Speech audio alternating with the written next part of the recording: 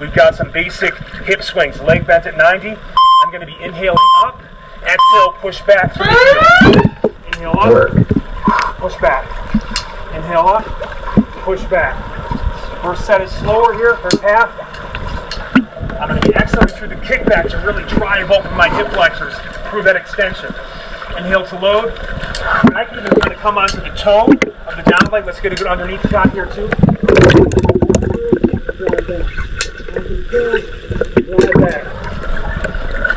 Now let's add some power at the end here. More speed. A little more rhythm. Inhale, exhale. Inhale, exhale. Push back. Open up those hips. Yes. Make some waves. Let's go, baby. Hip flexors here, push back. And then we'll switch. Same thing other side. Really trying to push back, drive open that hip flexor. But again, we'll start slower. Same thing on the other side. Exhale, inhale. Exhale, inhale. Exhale, inhale. So good for walk, run performance, which translates to anything locomotion based.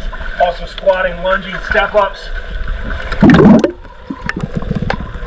Really open it up. Both hips, by the way. Both hips are active on every single one of these drills. Fixing the balance of the other side. Let's add some kick to it. Let's go.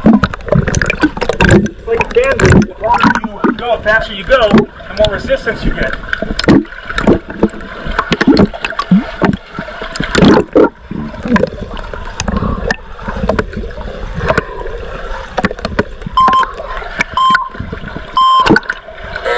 Beautiful.